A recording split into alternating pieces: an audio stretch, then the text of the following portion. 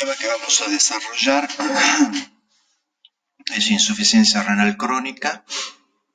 La insuficiencia renal crónica es una enfermedad donde por definición hay una disminución en la funcionalidad de la filtración glomerular, o sea, de la función renal, que puede estar manifestada por un filtrado glomerular disminuido y o marcadores de lesión de daño renal. Entonces hay una alteración de la función renal marcada por una filtración glomerular menor a 60 mililitros por minuto, y la ecuación para medir la filtración glomerular se basa en dos fórmulas. Una es la ecuación de Cockcroft y Gold, que toma en cuenta la edad, el peso y lo divide en 7.2 por la creatinina plasmática, y si es mujer por 0.85. Y ahora han salido fórmulas como la ecuación del MDRD que tiene en cuenta la creatina plasmática y la edad. Entonces, esta fórmula que estamos usando actualmente, que está disponible en cualquier versión de internet, uno puede lograr obtener la filtración glomerular. Si es menor a 60 mililitros por minuto, estamos hablando de insuficiencia renal crónica, siempre y cuando el daño permanezca durante más de 3 meses. Las otras alteraciones que podemos encontrar para definir la definición de un daño renal crónico es una proteinuria persistente y alteraciones en la composición del sedimento urinario, como microhematuria persistente o la presencia de cilindros hemáticos.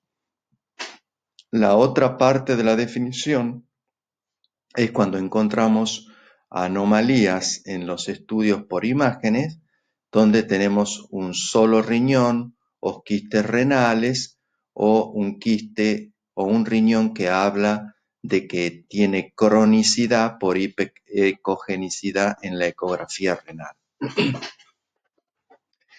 Entonces, ¿qué es la enfermedad renal crónica por definición? Son alteraciones estructurales o funcionales. Esto es importante, que persista en el tiempo, mayor o igual a 3 meses, manifestada por un marcador de lesión renal histológica o alteraciones en la composición de la orina, en el sedimento urinario, como microhematuria persistente o alteraciones en los riñones por diagnóstico por imágenes. Y la otra parte de la definición es que tenga un GFR, es tasa de filtración glomerular menor de 60 mililitros por minuto por más de 3 meses, tenga o no daño renal. Entonces, esta es la definición. La insuficiencia renal crónica es un deterioro progresivo e irreversible de la función renal. No es una enfermedad en sí misma, sino una forma de evolución que puede darse en el curso de la mayoría de las nefropatías primarias o asociadas a enfermedades sistémicas.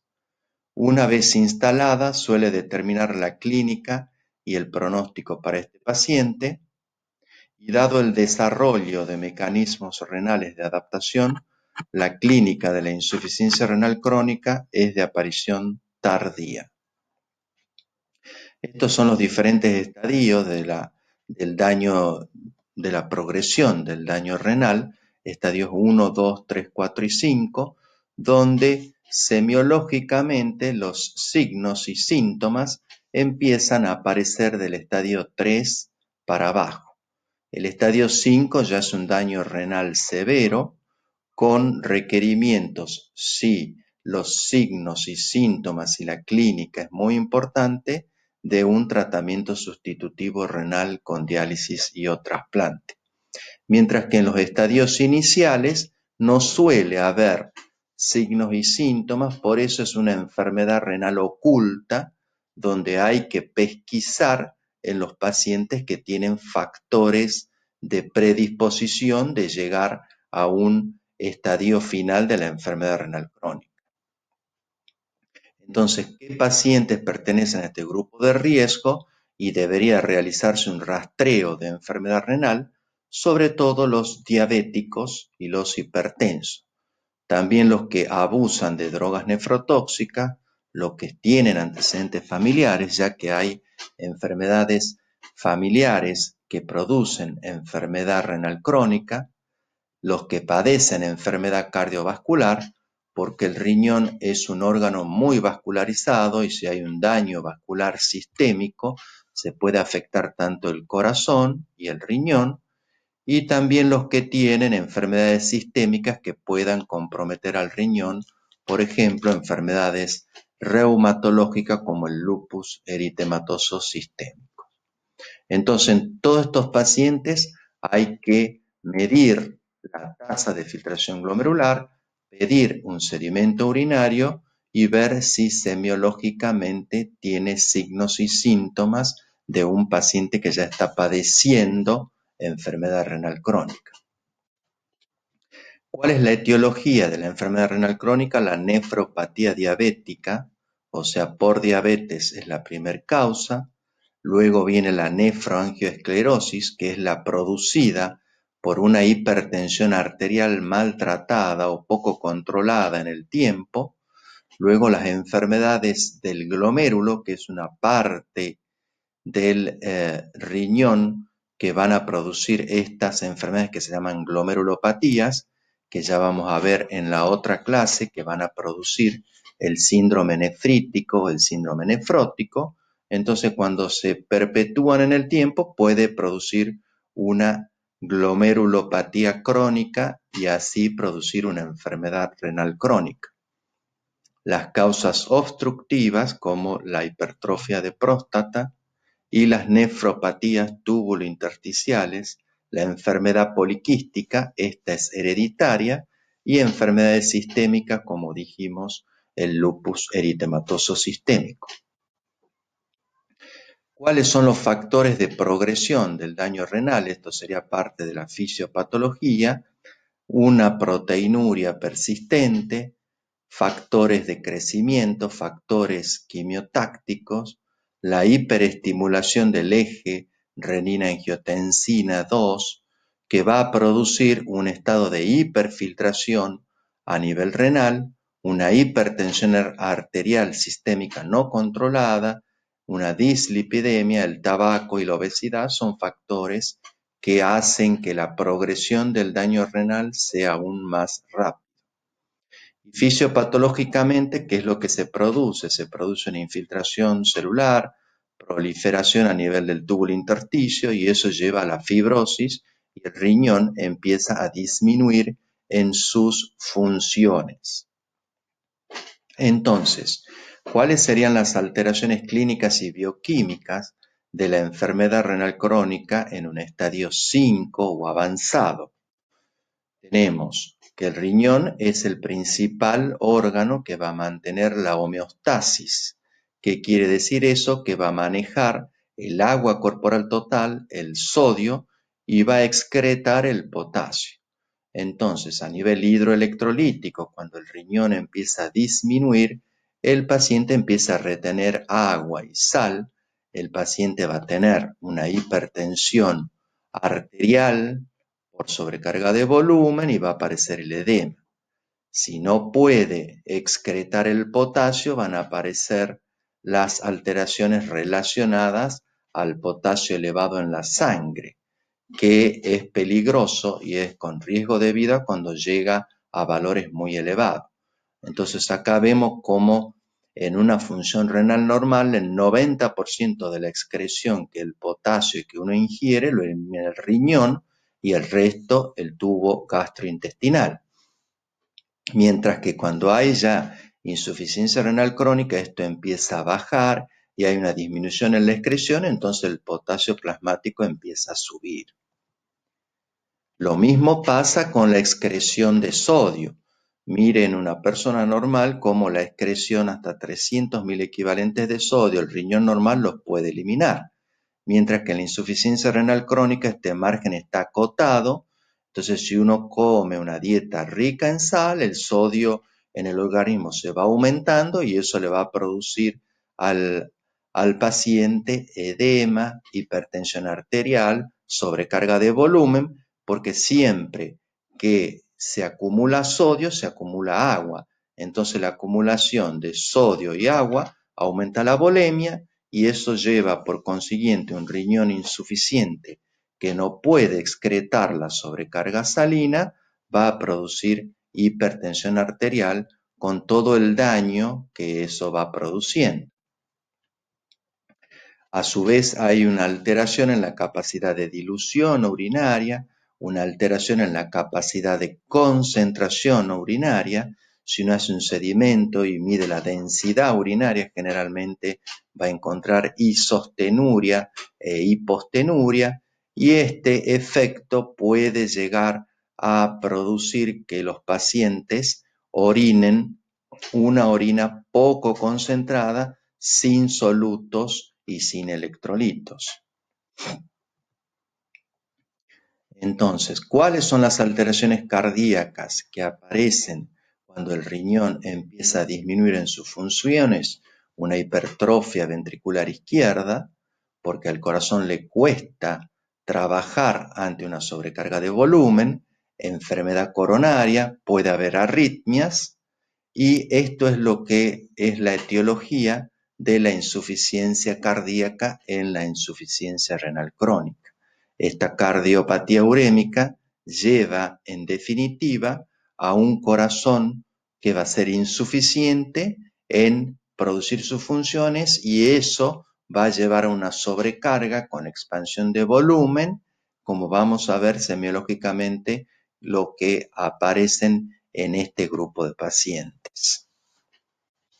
Esta es la fisiopatología del daño cardíaco y del daño renal, la disminución del gasto, la disminución del flujo de sangre a nivel de la perfusión renal.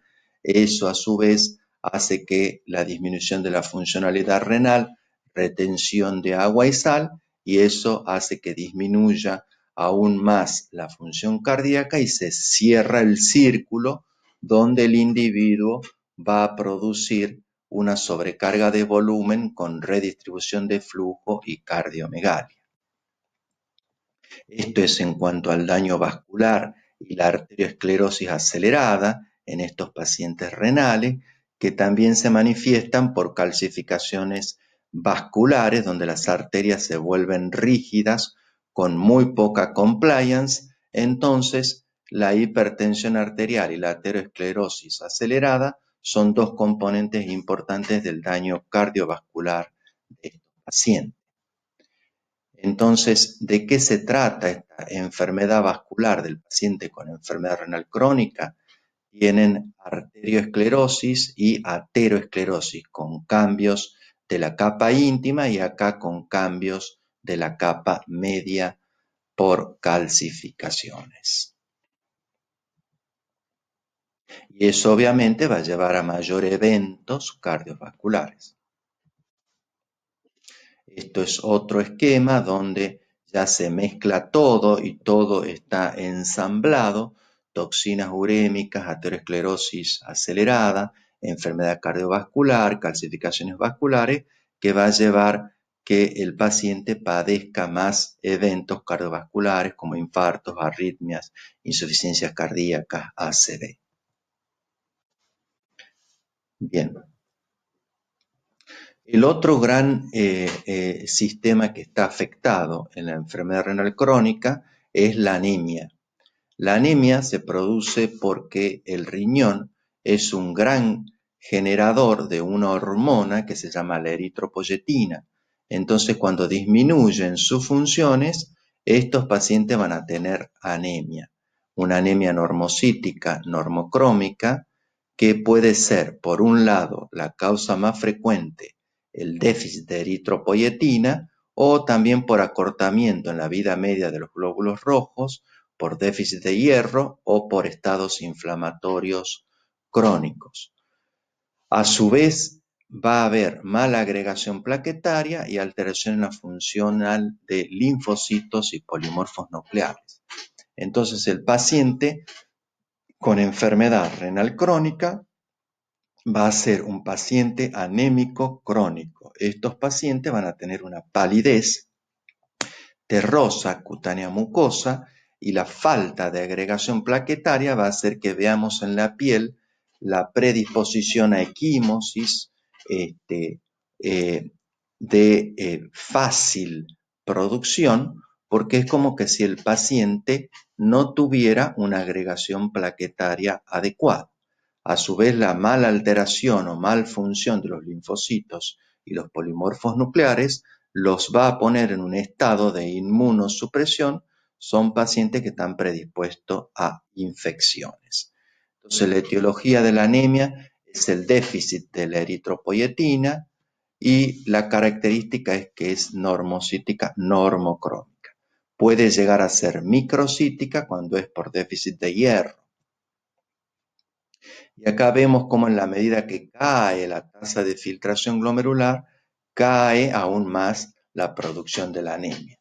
¿Y por qué es importante la anemia? Porque es un factor de riesgo de progresión de la enfermedad renal, de hipertrofia ventricular izquierda, altera la calidad de vida, disminuye la capacidad cognitiva y el crecimiento en los niños. Entonces, a su vez, la anemia tiene un precio a pagar porque hay un aumento de la actividad simpática con aumento de la contractilidad y de la frecuencia cardíaca para compensar, pero el precio a pagar de una anemia crónica es una hipertrofia ventricular izquierda excéntrica. Entonces, cuanto antes que caiga mucho los valores de hematocrito y de hemoglobina, hay que empezar del tratamiento de la anemia con eritropoyetina. Por ejemplo, esta mujer de 61 años que es diabética, que tiene proteinuria de 0,9 gramos por día y tiene una tasa de filtración glomerular de 24 mililitros por minuto, el hierro en su sangre está bien, pero está anémica y cuando empieza a bajar con menos de 32 hay que empezar el tratamiento con eritropoyetina. A su vez, las alteraciones endocrinas podemos encontrar como el cortisol normal aumentado, las hormonas sexuales van a estar disminuidas y hay una resistencia a la insulina que está aumentada en su acción. A su vez, las hormonas tiroideas vamos a encontrar una T3 disminuida y una TSH normal. Y estas son las otras alteraciones que se producen en la falla renal crónica terminal. Una de ellas son las alteraciones gastrointestinales. El paciente va a tener esofagitis, gastritis, úlceras gastrointestinales, con lo que el paciente va a tener náuseas, vómitos, falta de apetito, aliento urémico, dolor epigástrico, distensión y en el grado extremo puede tener hemorragia digestiva. El otro aparato que está afectado es el neurológico. La encefalopatía urémica es muy frecuente, donde el paciente va a tener depresión, apatía, pérdida de concentración, irritabilidad, ansiedad, insomnio, cambios en la personalidad, asterixis y mioclonías, semiológicamente muy importante, y en el grado extremo convulsiones y coma. A su vez, en el sistema nervioso periférico vamos a encontrar una polineuropatía periférica, distal y simétrica, similar a la polineuropatía diabética. Entonces, también el fósforo es un catión importante que se empieza a acumular cuando el riñón empieza a disminuir en sus funciones y eso va a traer alteraciones bioquímicas, esqueléticas y calcificaciones extracelulares. Entonces, ese fósforo elevado va a producir un estado de hiperparatiroidismo secundario y el estado de paratiroidismo secundario, que es un aumento en la función de las glándulas paratiroides, van a liberar el calcio y el fósforo y lo van a depositar en las partes blandas con las calcificaciones vasculares, le sacan el calcio de los huesos y como mecanismo de compensación lo eliminan y lo acumulan en los tejidos blandos. Entonces vamos a tener huesos frágiles y todo el calcio y el fósforo depositado en las calcificaciones tisulares. Entonces, estos pacientes de edad con hiperparatiroidismo secundario van a estar predispuestos a fracturas y a su vez vamos a encontrar calcificaciones vasculares en la pared de la aorta, en las arterias radial, cubital, podemos encontrar calcificaciones de partes blandas y lo más peligroso de todo esto es que las arterias se vuelven rígidas y calcificadas. Entonces ese es el rol del fósforo en el control del calcio y del hiperparatiroidismo secundario.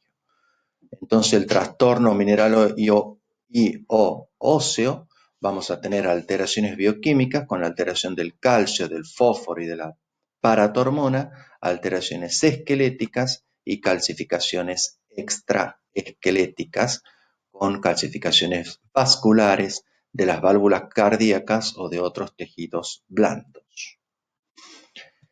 Entonces, ¿cuáles son los signos y síntomas de estos pacientes? En los músculos esqueléticos, como ya hemos visto, la osteodistrofia renal, debilidad muscular, disminución del crecimiento en los niños. En lo hematológico vamos a tener anemia y disfunción plaquetaria con predisposición a equimosis y petequias. En cuanto a los electrolitos, vamos a encontrar el potasio elevado, que esto puede producir riesgo de vida, hiperfosfatemia, acidosis metabólica, hipocalcemia. En lo neurológico, la encefalopatía distal y simétrica, compatible de la neuropatía periférica, los flapping y los mioclonías y convulsiones en el grado extremo. En lo cardiovascular, la hipertensión arterial resistente al tratamiento, de difícil manejo, y podemos encontrar la pericarditis por pericarditis urémica. En lo endocrino, resistencia a la insulina, dislipidemia, disfunción sexual, y en lo gastrointestinal, anorexia, náuseas y vómitos, y en lo dermatológico, mucho prurito, el paciente vamos a encontrar lesiones por raspado. Estas son las alteraciones endocrino-metabólicas. Vemos, esto es una osteodistrofia renal muy severa, vemos cómo están deformados los huesos largos. Acá podemos encontrar calcificaciones vasculares, calcificaciones de partes blandas, ¿no es cierto? Y esto es por el hiperparatiroidismo secundario, osteomalacia y la disminución en el crecimiento si son niños. Entonces, esto es una osteodistrofia severa. Este es el paciente que tiene manifestaciones gastrointestinales por la uremia. Entonces tiene hiporexia, poco apetito, anorexia, náuseas y vómitos incoercibles y un aliento o fetor urémico. Puede llegar a tener hipo, que es persistente, y el grado extremo, hemorragia digestiva, ulceropéptica, estreñimiento o diarrea. Estas son las manifestaciones dermatológicas, una palidez amarilla grisácea, terrosa, lesiones de hiperpigmentación, porque tenemos equimosis, entonces la piel queda hiperpigmentada, sequedad y descamación cutánea, prurito insostenible. Muchas veces los pacientes consultan primero al especialista en piel por el prurito y es porque tiene un estado urémico avanzado, equimosis, púrpura, un pelo seco y frágil, la escarcha urémica y las infecciones cutáneas por lesiones de rascado. Y este es un paciente que ya tiene acá el catéter de doble lumen que va acá para realizar las diálisis. Entonces este paciente debe haber tenido manifestaciones pulmonares como una respiración de Kussmaul para eliminar la CO2, es una respiración polipneica y con una frecuencia respiratoria acelerada, es para producir una alcalosis metabólica para compensar la acidosis respiratoria del estado urémico, porque no se olviden que el riñón es el mayor órgano que elimina los ácidos fijos. Entonces, si funciona mal, no puede excretar o eliminar el cloruro de amonio, que son los ácidos fijos. Entonces, estos pacientes tienen permanentemente acidosis metabólica muy elevada. Entonces, cuando ya está descompensado, hacen la respiración de Kussmaul para lavar CO2. Tienen disnea de esfuerzo por la anemia, que en el grado extremo, cuando el corazón empieza a fallar, ya tienen ortopnea, edema pulmonar, derrame pleural bilateral y, en definitiva, va a producir el pulmón urémico con neumonitis ciliar o opacidades en alas de mariposa por sobrecarga de volumen. Estas son las manifestaciones neuromusculares. Este es el flapping urémico, que hay una hiperextensión y hay un temblor que es espontáneo o inducido, pero además tienen astenia, letargo, desórdenes del sueño, cefalea, deterioro mental, asterixis, convulsiones y coma, y pueden tener irritabilidad muscular con mioclonías, la polineuropatía periférica, el síndrome de las piernas inquietas y la parálisis o miopatía, miocloníos, que se evidencia en esta imagen. Y acá está una radiografía de tórax donde tenemos un paciente que tiene las manifestaciones cardiovasculares en extremo, donde el corazón es en botellón, que puede ser por pericarditis urémica, por la miocardiopatía urémica, por una insuficiencia cardíaca avanzada, y este paciente tiene que haber tenido una hipertensión arterial de grado extremo no controlada, y ya cuando la falla es cardíaca vemos que el corazón en botellón, que esto tenemos que descartar que no haya derrame pericárdico por pericarditis urémica. Entonces, en definitiva, para ir concluyendo, en toda evaluación del paciente con insuficiencia renal crónica, tenemos que hacer una buena anamnesis y una exploración física. Una buena anamnesis nos orientará hacia las posibles causas de un daño renal crónico, como la evolución y severidad de la diabetes, como la hipertensión arterial de larga data, poco controlada o maltratada, y otros factores de riesgo cardiovascular, y los signos y síntomas de enfermedad sistémica, datos sugestivos de enfermedad glomerular, como una filtración glomerular, pedir el sedimento urinario para ver si hay proteinuria, microhematuria, e interrogar sobre posibles tóxicos renales y los antecedentes familiares y las enfermedades concomitantes que nos pueden orientar a si esta enfermedad es genética o no. Una vez establecido el diagnóstico, hay que establecer la evolución, ver en qué estadio está la enfermedad y reconocer otros factores que puedan influir en el desarrollo y en el pronóstico de la progresión de esta enfermedad. Entonces, para concluir, en el manejo de la insuficiencia renal crónica, tenemos que hacer un buen control de la dieta, tiene que ser con poca sal, pocas proteínas, control en la ingesta de líquido, un control de la anemia, tratar cuando la anemia baja por una hemoglobina por debajo de 11 o 12, control del calcio y del fósforo, y usar drogas para controlar la presión arterial que no esté muy elevada, entre ellas los IECA y los sartanos. Evitar drogas nefrotóxicas, también tratar la dislipidémica y control del medio interno, y en el grado extremo ya se realizará el tratamiento sustitutivo renal. Muchas gracias por su atención.